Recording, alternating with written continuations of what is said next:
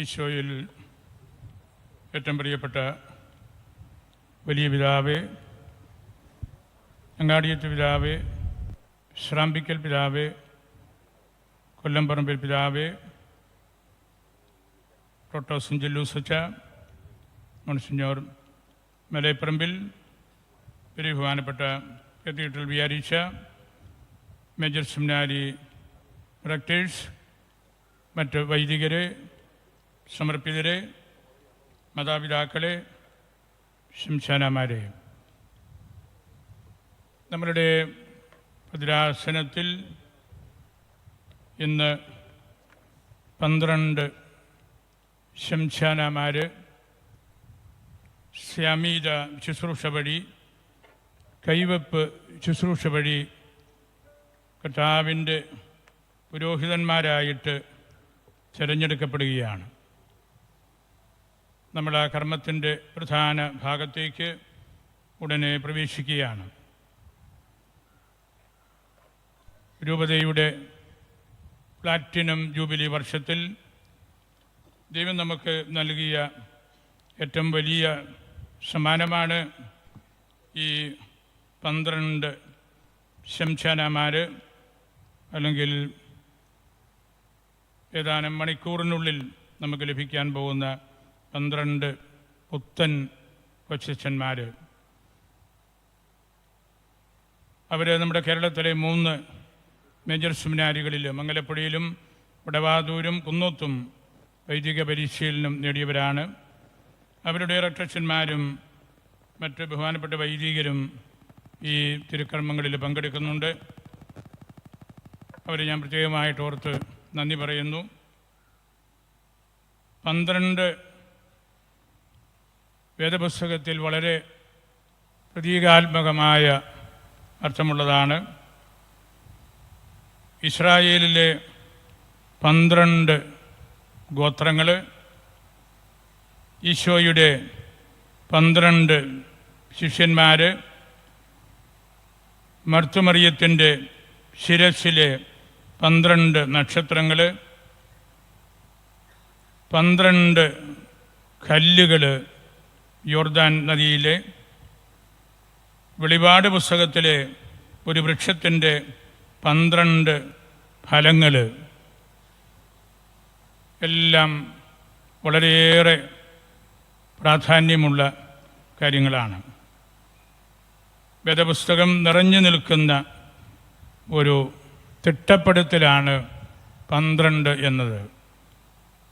നമ്മുടെ ഈ രൂപത ഇന്ന് അനുഗ്രഹീതമാവുകയാണ്. വേദപുസ്തകത്തിൽ നിന്നുകൂടെ കൃത്യമായിട്ട് ഉരുത്തിരിയുന്ന ഈ 12 ശംശാനമാരുടെ വൈദിക പദവിയിലേക്കുള്ള ഉയർത്തൽ വഴി. വെളിപാട് പുസ്തകം 22:2 നഗരവീഥിയുടെ മധ്യത്തിൽ നദികളുടെ ഇരുഭാഗങ്ങളിലുമായി 12 തരം ഫലങ്ങൾ കായ്ക്കുന്ന ജീവൻ്റെ വൃക്ഷം നിൽക്കുന്നത് ഞാൻ കണ്ടു. അത് മാസം തോറും ഫലം തരുന്നു. ആ വൃക്ഷത്തിൻ്റെ ഇലകൾ ജനതകളുടെ രോഗശാന്തിക്ക് വേണ്ടി ഉള്ളതാണ്.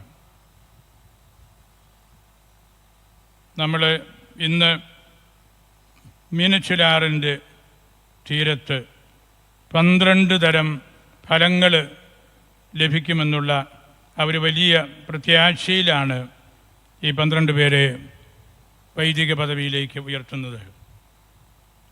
12 തലങ്ങളിലുള്ള 12 തരത്തിലുള്ള ഫലങ്ങൾ ഒറ്റ നിമിഷം കൊണ്ട് ഞാനൊന്ന് ഓർമ്മപ്പെടുത്തുകയാണ്. ചുക്കനാനിക്കൽ ജോണ് ഉരുളികുന്നം വടവാതൂർ സെമിനാരിയിൽ പഠിച്ചു. അവരുടെ റെക്ടർമാരുടെ ഓരോ നിരീക്ഷണമാണ് ഞാൻ പറയുന്നത്. അദ്ദേഹത്തെക്കുറിച്ച് hard working and good conviction, ആ ഫലമാണ് അദ്ദേഹം കണ്ടത്.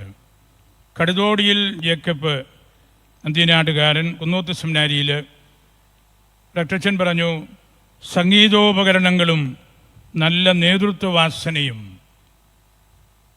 കുടികണ്ണിൽ ജോണ് കൂടല്ലൂർ ഇടവക മംഗലപ്പുഴ സെമിനാരി നല്ല ലീഡർഷിപ്പും നല്ല ലാളിത്യവും ഉള്ള കുട്ടി. Marottickal Joseph Mannakkanad Kunnoth seminary well motivated and good leader. Njattuthottiyil George Kalathukkadavu Mangalapuzha seminary honest and spiritual. Pettappuzha Sebastian Cherpunkal ഇടവക Kunnoth seminary research mind and reading. Cheruvankunnel Mathew Sibigiri Muttom Kunnoth സെമിനാരി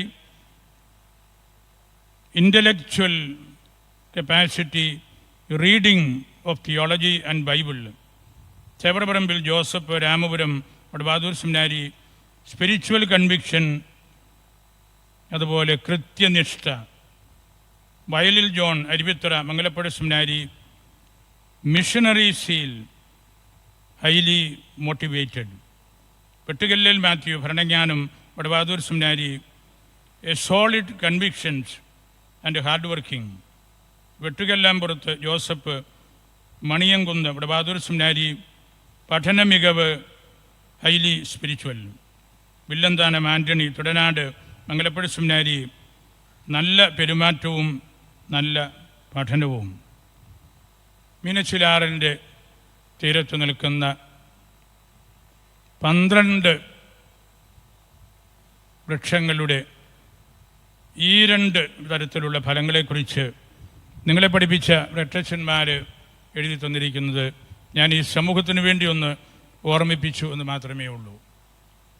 നല്ല ഫലങ്ങൾ തരുന്ന ജീവൻ്റെ വൃക്ഷങ്ങളായിട്ട് നിങ്ങൾ ഇന്നു മുതൽ ഈശോയുടെ അച്ഛന്മാരായിട്ട് മാറുകയാണ്. ഇന്നത്തെ സുവിശേഷം മത്തായിയുടെ സുവിശേഷം 4:18 മുതലുള്ള 6 തിരുവചനങ്ങളാണ് നമ്മൾ കേട്ടത്. ഗലീലിയ തടാകം, ഈശോ അവിടെ പ്രത്യക്ഷപ്പെട്ടു. അവിടെ 2 ശിഷ്യന്മാരെ, 2 മനുഷ്യരെ കണ്ട് അവരെ കർത്താവ് ശിഷ്യന്മാരാക്കുന്ന ആ സംഭവമാണ്. പത്രോസും അദ്ദേഹത്തിൻ്റെ സഹോദരൻ യോഹന്നാനും. അവർ പ്രൊഫഷണലായിട്ടുള്ള മീൻപിടുത്തക്കാരാണ്. Jesus is gathering disciples to himself. തന്നോട് തന്നെ ശിഷ്യന്മാരെ കൂട്ടിച്ചേർക്കുകയാണ്. അവരെ കണ്ടു, അവരോട് സംസാരിച്ചു. എന്നെ അനുഗമിക്കുക എന്ന് പറഞ്ഞു.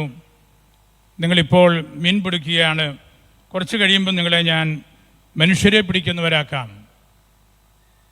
ക്യാച്ച് പീപ്പിൾ, മനുഷ്യരെ പിടിക്കുന്ന മുഖവരായിട്ട് നിങ്ങളെ ഞാൻ മാറ്റാം. പിന്നീട് ഏതാനും സമയം കഴിഞ്ഞപ്പോൾ അല്പം കൂടെ മുമ്പോട്ട് പോകുമ്പോൾ യാക്കോബിനെയും യോഹന്നാനെയും കാണുന്നു. അവരോടും ഈശോ തന്നെ അനുഗമിക്കുവാൻ പറഞ്ഞു. വളരെ അമേസിംഗ് ആയിട്ടുള്ള പ്രോംപ്റ്റ്നെസ്സിനോടുകൂടി അവരും വേഗത്തിൽ വഞ്ചിയും അവരുടെ അപ്പനെയും എല്ലാം ഉപേക്ഷിച്ച് ഈശോയുടെ കൂട്ടത്തിൽ കൂടുകയാണ്. അവിടെ നമ്മൾ കാണുന്ന ഒരു സത്യം, ഈ വിളി സ്വീകരിക്കുന്നവർ അവരുടെ മാതാപിതാക്കളെയും അവരുടെ ജീവനോപാധികളെയും ഉപേക്ഷിക്കുകയാണ്. നമ്മൾ ഹൃദയത്തിലെടുക്കേണ്ട ഒരു മാനം അതിലുണ്ട് എന്ന് ഞാൻ കരുതുന്നു. വേദപണ്ഡിതന്മാർ പറയാറുണ്ട്, ഈശോ ചെയ്ത ആദ്യത്തെ അത്ഭുതം, ഈശോ വിളിച്ച ഈ ആദ്യത്തെ 4 ശിഷ്യന്മാരാണ്, അല്ലെങ്കിൽ പിന്നീട് ശ്ലീഹന്മാരാണ് എന്ന്. അവരെ വിളിച്ചതും അവർ കൂട്ടത്തിൽ പോകുന്നതും അവർ നിമിഷം പ്രതി ഒന്നും ആലോചിക്കാതെ എല്ലാം ഉപേക്ഷിച്ച് കർത്താവിൻ്റെ കൂട്ടത്തിൽ പോകുന്നതാണ് ഏറ്റവും വലിയ മിറക്കിൾ, സുവിശേഷം കാണുന്ന ഏറ്റവും വലിയ മിറക്കിൾ എന്ന്. ഐ വിൽ മേക്ക് യു, ഞാൻ നിങ്ങളെ ആക്കിത്തീർക്കും, പ്രാപ്തിയുള്ളവരാക്കും മനുഷ്യരെ പിടിക്കാനായിട്ട്. വളരെ വ്യത്യസ്തമായ ആഭിമുഖ്യങ്ങൾ അവിടെ കർത്താവ് അവർക്ക് നൽകുകയാണല്ലോ. അതിപുരാതനമായ ഒരു ബൈബിൾ വേർഷനിൽ I will catch you fishers of men എന്നതിന് പകരം I will make you fish for my people എന്നാണ് കൊടുത്തിരിക്കുന്നത്. എത്രയോ അർത്ഥവത്തായ ഒരു കാര്യമാണ്. I will make you fish for my people. നിങ്ങൾ നിങ്ങളുടെ വീടും നിങ്ങളുടെ തൊഴിലും ഉപേക്ഷിക്കുമ്പോൾ എൻ്റെ ജനത്തിന് നല്ല ഭക്ഷണമായിട്ട് നിങ്ങളെ ഞാൻ മാറ്റും, നിങ്ങൾ മാറും.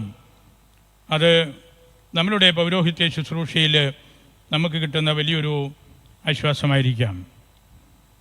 തിരുപ്പിറവിയുടെ പരിസരങ്ങളിലെല്ലാം നാം നിരന്തരമായിട്ട് വായിക്കുകയും കാണുകയും പഠിക്കുകയും ചെയ്യുന്ന ഒരു വല്യച്ഛനാണല്ലോ സക്കറിയ. വലിയ മഹിമയുള്ള പാരമ്പര്യം. ദൈവസന്നിധിയിൽ നീതിബോധത്തോടെ നടന്നു, ദേവാലയത്തിൽ ധൂപമർപ്പിക്കുന്നു, പ്രാർത്ഥനാവേളയിൽ ദർശനം ലഭിക്കുന്നു, മഹാനായ പുത്രൻ്റെ മഹാനായ പിതാവായി തീരാനുള്ള ഭാഗ്യം ലഭിക്കുന്നു. അങ്ങനെ വലിയ ഒരു അച്ഛൻ യഹൂദ പാരമ്പര്യത്തിൽ നമ്മൾ തിരുപ്പിറവിയിലേക്ക് വരുമ്പോൾ ഈ അച്ഛനെ കണ്ടും കേട്ടും പഠിച്ചാണ് നമ്മൾ വരുന്നത്. ഇതെല്ലാം അദ്ദേഹത്തിനുണ്ടെന്ന് പറയുമ്പോഴും വാർദ്ധക്യത്തിലെത്തിയിട്ടും മക്കളില്ലാത്തതിൻ്റെ വലിയ പ്രയാസങ്ങൾ അദ്ദേഹത്തിനുണ്ടായിരുന്നു. ധൂപാർപ്പണ സമയത്ത് ദൈവദൂതൻ വന്നപ്പോഴും അവിശ്വാസത്തിൻ്റെ ഒരു നിഴൽ ആ വല്യച്ഛൻ്റെ മേൽ വീഴുന്നുണ്ടായിരുന്നു. കാരണം ദൈവദൂതൻ പറഞ്ഞത് മുഴുവനായിട്ട് ഉൾക്കൊള്ളാൻ പറ്റാതെ പോവുകയാണ്. അവിടെ ദൈവത്തിൻ്റെ ഇടപെടൽ, വിശ്വാസമില്ലാത്തവൻ പ്രസംഗിക്കരുത്. ദൈവദൂതൻ പറഞ്ഞ കാര്യം വിശ്വസിക്കാത്തത് കൊണ്ട് നീ മൗനം ദീക്ഷിക്കണം. ഒരു മുനിയെപ്പോലെ നീ കഴിഞ്ഞുകൂടണം. എലിസബത്ത് പുത്രനെ പ്രസവിക്കുന്ന സമയം വരെ 9 മാസം നിൻ്റെ ഉള്ളിൽ ഈ ഒരു വലിയ സത്യം കാത്ത് സൂക്ഷിച്ച് പ്രാർത്ഥനയിൽ മാത്രം കഴിയണം. ഒരു മൗന വാൽമീകം എന്ന് നമ്മൾ പറയുന്നത് പോലെ വിശ്വാസമില്ലാത്തവൻ പ്രസംഗിക്കരുത്. അദ്ദേഹം ഒരുപാട് വേദനിച്ചു. കുഞ്ഞു പിറക്കുന്ന സമയമായപ്പോൾ യോഹന്നാൻ എന്ന് എഴുതിക്കൊണ്ടിരുന്നപ്പോൾ അദ്ദേഹത്തിൻ്റെ നാവിൻ്റെ കെട്ടഴിഞ്ഞു.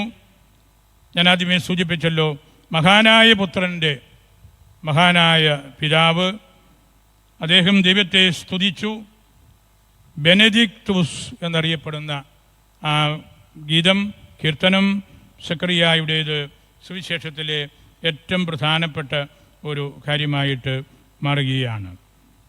തേജസ്വിയായ ഒരു വിളക്ക് പോലെ ഒരു മകൻ തനിക്ക് ലഭിച്ചു എന്ന് കണ്ടപ്പോൾ അദ്ദേഹത്തിൻ്റെ വികാരം പാട്ടായിട്ട് ദൈവസ്തുതിപ്പുകളായിട്ട് പുറത്തു വരുന്നതാണ് നമ്മൾ കാണുന്നത്. നമ്മളും 12 വർഷങ്ങൾ ഇതിനു വേണ്ടി ഒരുങ്ങി. 12 വർഷങ്ങളിലെ നിങ്ങളുടെ മൗനപ്രാർത്ഥനയും നിങ്ങളുടെ പഠനവും ഇന്ന് നിങ്ങളെ ഇവിടെ ഇതുപോലെ ഇരുത്താനായിട്ട് യോഗ്യരാക്കി. നിങ്ങൾ ആ ദിവസങ്ങളെല്ലാം നാളുകളെല്ലാം പ്രാർത്ഥിച്ചിട്ടുണ്ടാവും. ആദ്യ കുർബാനയും അന്ന് നിങ്ങൾ നടത്തുന്ന തിരുവചന പ്രഘോഷണവും. 12 വർഷങ്ങൾ ദീർഘമായൊരു കാലഘട്ടമാണ്. 1 തിമോത്തി 5:22 പൗലോസ് ആർക്കെങ്കിലും കൈവെപ്പ് നൽകുന്നതിൽ ഒരിക്കലും തിടുക്കം കൂട്ടരുത്. ആർക്കെങ്കിലും കൈവെപ്പ് നൽകുന്നതിൽ ഒരിക്കലും തിടുക്കം കൂട്ടരുത്. 12.5 വർഷം കഴിഞ്ഞാണ് നിങ്ങൾ ഇവിടെ എത്തിയിരിക്കുന്നത്. ഒരു തിടുക്കവും കൂട്ടിയിട്ടില്ല. നിങ്ങളെ വിടാവുന്ന വഴികളിലൂടെ എല്ലാം കടത്തിവിട്ടി. റീജൻസിക്ക് വിട്ടു നോക്കി, കോളേജിൽ വിട്ടു നോക്കി, മിഷൻ ദേശത്ത് വിട്ടു നോക്കി, ഒരു തിടുക്കവും കാണിച്ചില്ല. അവിടെയെല്ലാം നിങ്ങൾ കർത്താവിനെ കൂട്ടുപിടിച്ച് ഇന്ന് പരിശുദ്ധമായ ഈ കാര്യത്തിനു വേണ്ടി എത്തിയിരിക്കുകയാണ്. എപ്പോഴും നമുക്ക് ആവശ്യം സുവിശേഷത്തോടുള്ള ബന്ധമാണ്. തിരുവചനം, പ്രത്യേകിച്ച് സുവിശേഷം നല്ലതുപോലെ പഠിക്കാതെ നമുക്ക് പരിശുദ്ധ കുർബാന അർപ്പിക്കാനും തിരുവചനം പ്രഘോഷിക്കാനും സാധ്യമല്ല. സുവിശേഷം നമ്മുടെ ജീവിതത്തിൻ്റെ അടിസ്ഥാന ഭാഗമായിട്ട് മാറണം. ജേക്കബ് സെറൂഹ്, ശ്രിയാനി സഭയിലെ വലിയൊരു പണ്ഡിതൻ പറഞ്ഞു, ടേൺ യുവർ ഇയർ, ചെവി, ടുവേഴ്സ് ദ ഡിവൈൻ ബെയ്മ, ബെയ്മായിക്കിലേക്ക് നിങ്ങളുടെ ചെവികളെ വളയ്ക്കുക.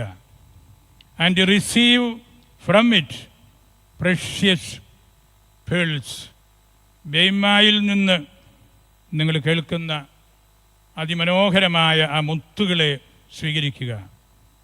Learn and believe that the testaments are rivers. പഴയതും പുതിയതും നമ്മളിപ്പോൾ കേട്ടു. നിങ്ങൾ മനസ്സിലാക്കണം, അത് വലിയ തടാകങ്ങളാണ്. For in both of them you have life that has no ends. ഇത് രണ്ടിലും ഒരിക്കലും അവസാനിക്കാത്ത ജീവനാണുള്ളത്. Listen to the new testament and pay heed to the Old Testament and realise that in both one and the same truth is spoken to you. നമ്മുടെ ആഘോഷമായ പരിശുദ്ധ കുർബാനയിൽ 2 ടെസ്റ്റമെൻറ്റുകളും നമ്മൾ വായിക്കുന്നത് ഒരേ സത്യമാണ് ഇത് രണ്ടിലും പറഞ്ഞിരിക്കുന്നത് എന്നതുകൊണ്ടാണ്. നമ്മൾ തിരുവചനം വായിച്ച് പഠിച്ച് കർത്താവാരാണെന്ന് തിരിച്ചറിയുമ്പോഴാണ് പൗരോഹിത്യത്തിൻ്റെ മാഹാത്മ്യവും അറിയുന്നത്.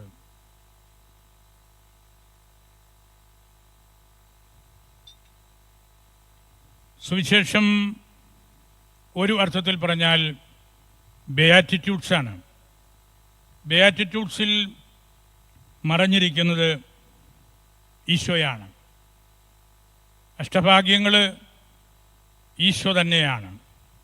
ആ ഈശോയെ മനസ്സിലാക്കാനായിട്ട് നിരന്തരമായിട്ട് നമ്മൾ സുവിശേഷം പഠിക്കുകയും ആ സുവിശേഷത്തിൻ്റെ അന്തരാർത്ഥങ്ങൾ ഗ്രഹിക്കുകയും ചെയ്യണം. സെൻ്റ് അഗസ്റ്റിൻ പറഞ്ഞു, അച്ഛന്മാരെക്കുറിച്ച്, പിതാക്കന്മാരെക്കുറിച്ച്, പ്രസംഗിക്കുക, തിരുത്തുക, പടുത്തുയർത്തുക, സ്വയം നവീകരിക്കുക, ഇവയെല്ലാം ഭാരമേറിയ ചുമതലകളാണ്. ആരാണ് ഇതിൽ നിന്ന് ഓടി അകലാൻ ആഗ്രഹിക്കാത്തത്? എന്നാൽ സുവിശേഷത്തോടുള്ള സ്നേഹം അല്ലെങ്കിൽ സുവിശേഷം എന്നെ വിടാതെ പിന്തുടരുകയാണ്. അല്ലെങ്കിൽ ഇട്ടേച്ച് പോയേനെ. അതാണ് സെൻ്റ് അഗസ്റ്റിൻ പറയുന്നത്. ഒരുപാട് വിമർശനങ്ങളും തെറ്റിദ്ധാരണകളും തള്ളിക്കളയലുമെല്ലാം മറ്റുള്ളവരുടെ ഭാഗത്തുനിന്നുണ്ടാകുമ്പോഴും സുവിശേഷം വിടാതെ എന്നെ പിന്തുടരുന്നു. എനിക്ക് നിങ്ങളോടും പറയാൻ ഉള്ള കാര്യം അതാണ്. സുവിശേഷം ആയിരിക്കണം നമ്മളുടെ അജപാലന ശുശ്രൂഷകളുടെ ഏറ്റവും കേന്ദ്രസ്ഥാനത്തുള്ള കാര്യം. ആ സുവിശേഷ ബോധ്യം നമുക്കുള്ളപ്പോഴേ പരിശുദ്ധ കുർബാനയെക്കുറിച്ചും മറ്റ് പ്രാർത്ഥനകളെക്കുറിച്ചും നമുക്ക് നല്ല അറിവുണ്ടാവുകയുള്ളൂ. പരിശുദ്ധ ബെനഡിക്ട് പിതാവ് വിയന്നയിൽ ഒരു മെൻ റിലീജിയസ് കോൺഗ്രിഗേഷനിൽ സിസ്റ്റേഴ്ഷ്യൻ ആശ്രമത്തിൽ 2007 കുർബാന മധ്യേ പറഞ്ഞു, ലോകത്തിനു വേണ്ടിയുള്ള നിങ്ങളുടെ ഏറ്റവും പ്രധാനപ്പെട്ട ശുശ്രൂഷ കുർബാന അർപ്പണവും യാമ പ്രാർത്ഥനകളുമാണ്. ഒരു വൈദികന് ദൈവത്തിനും ദൈവജനത്തിനും വേണ്ടി ഈ ശുശ്രൂഷയേക്കാൾ മഹത്തരമായി മറ്റൊന്നും ചെയ്യാൻ സാധ്യമല്ല. തിരുവചനം പോലെ നമ്മൾ കൊണ്ടു നടക്കേണ്ട ഒരു സന്ദേശമാണ് പരിശുദ്ധ ബെനഡിക്ട് പിതാവിൻ്റേത്. പരിശുദ്ധ കുർബാനയും യാമ പ്രാർത്ഥനയും. അതുകൊണ്ട് സുവിശേഷത്തിൻ്റെ ഹൃദയം, ആരാധനക്രമത്തിൻ്റെ മർമ്മം, സഭാചരിത്രത്തിൻ്റെ നേർവഴികൾ, പാരമ്പര്യത്തിൻ്റെ ഉൾക്കാഴ്ച, അച്ചടക്കത്തിൻ്റെ നൊബിലിറ്റി, ഇതൊക്കെ തിരിച്ചറിയുമ്പോഴാണ് ഒരച്ഛൻ ഇന്ന സഭയിലെ നല്ലൊരു ശുശ്രൂഷകനാണെന്ന് ആർക്കും മനസ്സിലാകുന്നത്. അദ്ദേഹത്തിൻ്റെ കുർബാനയർപ്പണവും അദ്ദേഹത്തിൻ്റെ യാമപ്രാർത്ഥനയും ഇതര പ്രാർത്ഥനകളും കാണുമ്പോൾ കേൾക്കുമ്പോൾ മറ്റുള്ളവർക്ക് മനസ്സിലാകും ഈ അച്ഛൻ ഇന്ന സഭയിലെ നല്ലൊരു അച്ഛനാണ് എന്ന്. പരിശുദ്ധ പിതാക്കന്മാർ നമ്മെ പഠിപ്പിക്കുന്ന കാര്യങ്ങൾ നമ്മൾ നിസ്സാര വാക്കുകളായിട്ട് എടുക്കരുത്. ഈ കാര്യങ്ങളിൽ നമുക്ക് വ്യക്തമായ ബോധ്യമില്ലെങ്കിൽ നമ്മൾ പരാജയപ്പെടും. ഇന്നും അച്ഛന്മാരെ പൊതുജനം കുറ്റം പറയുന്നത് ഈ അച്ഛന് നല്ലതുപോലെ കുർബാന ചൊല്ലാൻ അറിയത്തില്ല, ഈ അച്ഛൻ ചൊല്ലുന്നത് തിരിയുന്നില്ല, ഈ അച്ഛന് സുവിശേഷം വായിച്ചിട്ട് അതിൻ്റെ വ്യാഖ്യാനമല്ല നൽകുന്നത്, അച്ഛൻ ഒരിക്കലും വൈദിക നമസ്കാരം യാമപ്രാർത്ഥന ചൊല്ലുന്നത് ഞങ്ങൾ കണ്ടിട്ടില്ല. ഇതൊക്കെയാണ് വലിയ വലിയ പോരായ്മകൾ ദൈവജനം നമ്മളെ ഓർമ്മപ്പെടുത്തുകയാണ്. അതുകൊണ്ടാണ് ബെനഡിക്ട് പിതാവ് പറഞ്ഞത് ഇതിനേക്കാൾ മഹത്തരമായിട്ട് നമുക്ക് മറ്റൊന്നും ചെയ്യാനില്ല. ആദ്യത്തെ കൗൺസിൽ നിക്കോയ സുനകദോസ് കഴിഞ്ഞിട്ട് 1700 വർഷങ്ങളാവുകയാണ്. ഒരു വാക്ക് അതേക്കുറിച്ച് എനിക്ക് പറയാനുള്ളത്, ഇന്ന് ഒരുപാട് ആളുകളും മാനുഷികമായ പ്രവൃത്തികൾ, എല്ലാവരുടെയും ശ്രദ്ധ അതിലേക്ക് മാറുന്നു. ഹ്യൂമൻ ആക്ടിവിറ്റീസ്, മനുഷ്യത്വപരമായ സമീപനം, അതെല്ലാം വേണം. ഒരു കാര്യം നമ്മൾ മനസ്സിലാക്കേണ്ടത്, ആ കൗൺസിൽ കൂടിയത് തിയോളജി പഠിപ്പിക്കാൻ വേണ്ടിയാണ്. സത്യദൈവത്തിൽ നിന്നുള്ള സത്യദൈവം ആണ് ഈശോ. ഈശോ പിതാവിൻ്റെ സത്തയോട് സമനാണ്. പരിശുദ്ധ ത്രിത്വത്തിലെ രണ്ടാമത്തെ ആളാണ്. ആ വ്യക്തി പൂർണ്ണ മനുഷ്യനുമാണ്. ഇത് രണ്ടും തമ്മിലുള്ള പാരസ്പര്യം നമ്മൾ ഉൾക്കൊള്ളാതെ എന്ത് എഴുതിയാലും പ്രവർത്തിച്ചാലും സഭയുടെ പ്രബോധനത്തിന് വിരുദ്ധമായിട്ട് പോവുകയാണ്. ആദ്യ നൂറ്റാണ്ടിൽ തന്നെ ആരിയൂസ് പറഞ്ഞല്ലോ, ഈശോ നല്ല മനുഷ്യനാണ്, എല്ലാവരോടും വർത്തമാനം പറയും, ആരെ കണ്ടാലും ചിരിക്കും, ആരുടെ കൂട്ടത്തിലും ഭക്ഷണം കഴിക്കും, അതാണ് വേണ്ടത്. അവിടെ വന്ന പ്രശ്നം, അദ്ദേഹം ഈശോയുടെ ദൈവത്വം പഠിച്ചില്ല, പറഞ്ഞില്ല എന്നതാണ്. ആളുകൾക്ക് വലിയ ഇഷ്ടമാണ് ഈ രണ്ടാമത് പറഞ്ഞത്. അന്ന് ഒട്ടനവധി പിതാക്കന്മാരും വൈദികരുമെല്ലാം അരിയൂസ് പറഞ്ഞത് കേട്ടു. പക്ഷേ ദൈവം ഇടപെട്ട് ഈ കൗൺസിൽ കൊണ്ടുവന്നു. അതല്ല ശരി. പൂർണ്ണ ദൈവവും പൂർണ്ണ മനുഷ്യനും.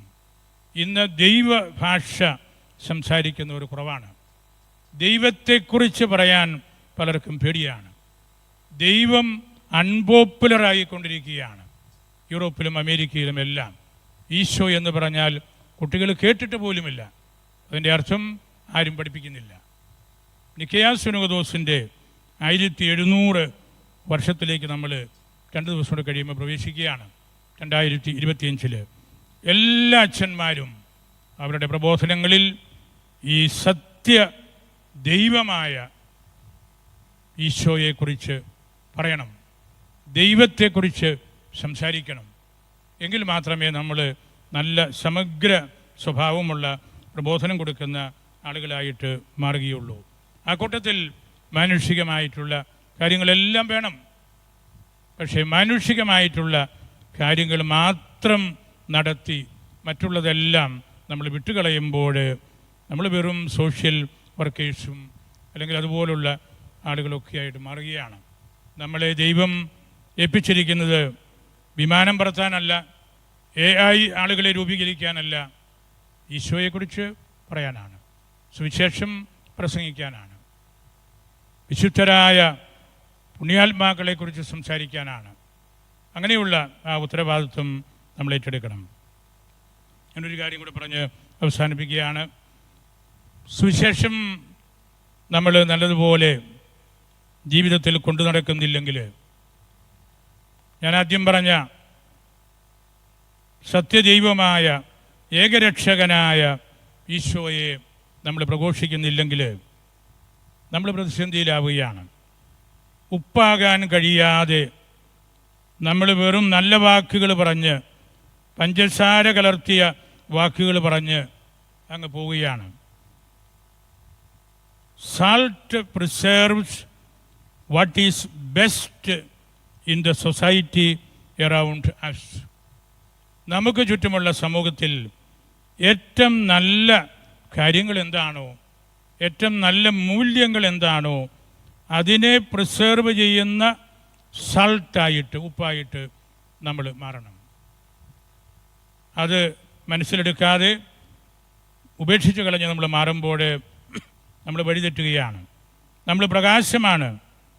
Priests are light by which people around us come to see what is worth seeing. എന്താണോ കാണേണ്ടത്, എന്താണോ കാണാൻ കൊള്ളാവുന്നത്, അതിനെ കാണിച്ചു കൊടുക്കുക എന്നതാണ് ഒരു പുരോഹിതൻ പ്രകാശമാണ് എന്ന് പറയുമ്പോൾ. ഉപ്പാകാൻ കഴിയാതെ വെറും പഞ്ചസാരയായിട്ട് തരം താഴുമ്പോൾ, പുതുവീഞ്ഞാകാൻ കഴിയാതെ വെറും വിനാഗിരിയായിട്ട് മാറുമ്പോൾ, പ്രകാശമാകാൻ കഴിയാതെ കേവലം മിന്നാമിനുങ്ങികൾ മാത്രമായിട്ട് അധപ്പതിക്കുമ്പോൾ, അഗ്നിയാവാൻ കഴിയാതെ കൂടെ കൂടെ ക്ഷാരമായി പോകുമ്പോൾ ഓരോ വൈദികനും സങ്കടത്തിലേക്കാണ് മാറുന്നത്. വൈദികൻ്റെ സങ്കടം ഒരു പാതിയിൽ പവിത്രമായ പുരോഹിത വിചാരങ്ങളുടെ ചിന്തയാണെങ്കിൽ, മറുപാതിയിൽ പ്രലോഭനങ്ങളുടെ പ്രഹേളികകളാകും. ഒരു രാത്രിയിൽ ജയിച്ചതിൻ്റെ ഭാവം ആണെങ്കിൽ, അടുത്ത രാത്രിയിൽ തോറ്റതിൻ്റെ ഭാരമായിരിക്കും. ഒരു കുർബാനയിൽ കുന്തിരിക്കം മണക്കുമ്പോൾ അടുത്ത കുർബാനയിൽ കുറ്റബോധമായിരിക്കാം നമ്മളുടെ നാസാരന്ധ്രത്തിലൂടെ പുറത്തു വരുന്നത്. ഈ ദ്വന്ദ്വ ഭാവങ്ങളുടെ ഇരട്ട യുദ്ധത്തിൽ നിരന്തരം പോരാടുന്നവരാണ് അച്ഛന്മാർ. നമ്മളത് മനസ്സിലാക്കണം. ബലഹീനമായ മൺപാത്രങ്ങളാണ് നമ്മൾ. കർത്താവിനെ കൂട്ടുപിടിക്കാതെ മറ്റാരെ നമ്മൾ കൂട്ടുപിടിച്ചാലും നമ്മൾ വരുന്ന വഴികൾ നല്ലതല്ല, മാറിപ്പോകും, വീണുപോകും. അതെല്ലാമാണ് ഈ സുവിശേഷം നമുക്ക് നൽകുന്നത്. ആദ്യ 4 പേരെ കർത്താവ് വിളിക്കുന്നത്, അതാണ് ഏറ്റവും വലിയ അത്ഭുതമെങ്കിൽ, നമ്മൾ ദിശാബോധമില്ലാതെ വെളിപാട് പുസ്തകത്തിൽ പറയുന്നത് പോലെ വഴിതെറ്റി സഞ്ചരിക്കുന്ന നക്ഷത്രങ്ങൾ പോലെ ആകരുത്. നല്ല ഇടയന്മാർ, മനുഷ്യരെ പിടിക്കുന്ന ഇടയന്മാർ, ഏത് മനുഷ്യനെ കണ്ടാലും ഈശോയെക്കുറിച്ചും സുവിശേഷത്തെക്കുറിച്ചും അവരോട് പറയാനും അങ്ങനെ നല്ല മാനുഷിക ബന്ധം നിലനിർത്താനും നമുക്ക് കഴിയണം. എല്ലാ മാനുഷിക ബന്ധങ്ങളും സർവീസും നല്ലതാണ്. Martha chose the lasting.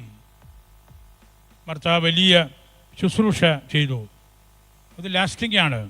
പക്ഷേ Mary chose the everlasting. Martha chose the lasting. നിങ്ങളൊരു രോഗിയെ കാണുന്നു, എടുത്തു, കഴുകി, വൃത്തിയാക്കി ആശുപത്രിയിൽ കൊണ്ടുപോയി, ലാസ്റ്റിംഗ് ആയിട്ടുള്ളൊരു കാര്യമാണ്. പക്ഷേ മേരി ചോസ് ദ എവർലാസ്റ്റിംഗ്. ആ രോഗിയുടെ കൂട്ടത്തിൽ അല്പം ഈശോയെ കൂടെ കൂട്ടിക്കൊടുക്കാൻ നമുക്ക് സാധിച്ചാൽ എവർലാസ്റ്റിംഗ് ആയിട്ടുള്ള കാര്യമാണ് നമ്മൾ ചെയ്യുന്നത്. നമുക്കങ്ങനെ ആ ഒരു നിശ്ചയദാർഢ്യം നമ്മുടെ മനസ്സിൽ ഉണ്ടാകണം. ദൈവത്തെക്കുറിച്ച് സംസാരിക്കാതെ കടന്നു പോകുന്ന വൈദികരുടെ എണ്ണം കൂടി വരുന്ന നാളുകളാണിത്. ദൈവത്തെ നമ്മൾ അൺപോപ്പുലറാക്കരുത്. ദൈവം നമ്മളിലൂടെയാണ് പോപ്പുലറാകേണ്ടത്. വേദപുസ്തകം വളരുന്നത് നമ്മൾ വായിക്കുമ്പോഴാണ്. വേദപുസ്തകം ലോകത്തിൻ്റെ അതിർത്തികൾ വരെ എത്തുന്നത് നമ്മളത് വ്യാഖ്യാനിക്കുമ്പോഴാണ്. വേദപുസ്തകം ലോകത്തിലെ എല്ലാ മനുഷ്യരും സ്വന്തമാക്കുന്നത് നമ്മളത് ജീവിച്ചു കാണിക്കുമ്പോഴാണ്. പരമപ്രധാനമായ ആ കാര്യം വേദപുസ്തക വായനയും പരിശുദ്ധമായ സമ്പൂർണമായ ബലിയർപ്പണവും യാമപ്രാർത്ഥനയും എല്ലാം നമ്മൾ നടത്തുമ്പോൾ നമുക്ക് സഭയിലെ മരുഭൂമി പിതാക്കന്മാരെക്കുറിച്ചും ദേറാക്കാരെക്കുറിച്ചും മോണസ്ട്രികളിലുള്ള പ്രാർത്ഥനയിലിരിക്കുന്ന അച്ഛന്മാരെക്കുറിച്ചും സമർപ്പിതരെക്കുറിച്ചുമുള്ള വലിയ ആത്മാഭിമാനം നമുക്കുണ്ടാകും. നമ്മുടെ രൂപതയിൽ നല്ല ദേറാകളുണ്ടാകണം. നമ്മളതിനു വേണ്ടി പരിശ്രമിച്ചുകൊണ്ടിരിക്കുകയാണ്. എല്ലാ യാമങ്ങളിലും പ്രാർത്ഥിക്കുന്ന അച്ഛന്മാർ ഒരുപാട് പേര് വേണ്ട, എല്ലാവർക്കും അങ്ങനെ ആകാൻ സാധ്യമല്ല. 8-10 പേരെങ്കിലുമുള്ള ഒരു ദേറ പാലായുടെ പട്ടണത്തിൻ്റെ നടുക്ക് അല്ലെങ്കിൽ നമ്മുടെ ഏതെങ്കിലും വലിയ ഒരു ഇടവക സമൂഹത്തിൽ ഉണ്ടാകണമെന്നാണ് എൻ്റെ ആഗ്രഹം. അപ്പോഴാണ് സഭയുടെ ആത്യന്തികമായിട്ടുള്ള അർത്ഥം. ആ ദേറായിൽ നിന്ന് നമുക്കെല്ലാവർക്കും ശക്തി ലഭിക്കണം. എല്ലാ അച്ഛന്മാരും കൊച്ചച്ഛന്മാർ മിഷണറിമാരാകണം. ചമാച്ചനെ കുറിച്ച് മാത്രമേ 12 പേരിൽ അവരുടെ രക്തച്ഛൻ മിഷണറി തീഷ്ണയുള്ള ആളെന്ന് പറഞ്ഞിട്ടുള്ളൂ. നമുക്ക് ബാക്കി എല്ലാവർക്കും ഉണ്ട്. എന്നാലും രക്തച്ഛൻ മറന്നുപോയതല്ല, പ്രകടമായിട്ട് അദ്ദേഹത്തിന് അത് കാണാൻ പറ്റിയില്ല. അതുകൊണ്ടാണ് ഞാനത് പ്രകടമായിട്ട് കാണിച്ചുകൊള്ളാം. നമുക്ക് 3-4 മിഷൻ കേന്ദ്രങ്ങളുണ്ട്. ഞാൻ പണ്ടും പറഞ്ഞതാണ്, നിങ്ങളുടെ അപ്പനും അമ്മയും ചോദിക്കണം, നിന്നോട് മാത്രം എന്താണ് പിതാവ് മിഷന് പോകാമെന്ന് ചോദിക്കാത്തത്? നിന്നെ മാത്രം എന്താണ് അതിലുപാദിലും ഗുജറാത്തിലും തക്കലേക്കുമൊക്കെ വിടാത്തത് എന്ന് നിങ്ങൾ മാതാപിതാക്കൾ ചോദിക്കണം. നിങ്ങളുടെ ഓരോ വീട്ടിൽ നിന്നും 60 പേര് ഇവിടെ ഇരിപ്പുണ്ട്. നിങ്ങൾ ചോദിക്കണം, നിന്നോട് എന്താ പിതാവിന് ഇത്ര വിരോധം? ഇത്രയും മിഷൻ കേന്ദ്രങ്ങളുണ്ടായിട്ട് മിഷന് നിന്നെ വിടാത്തത് എന്താണെന്ന് നിങ്ങൾ ചോദിക്കുമ്പോൾ നിങ്ങളുടെ ഉത്തരവാദിത്വം നിങ്ങൾ നിർവഹിക്കുകയാണ്. ഞാൻ എൻ്റെ വാക്കുകൾ സംഗ്രഹിക്കട്ടെ.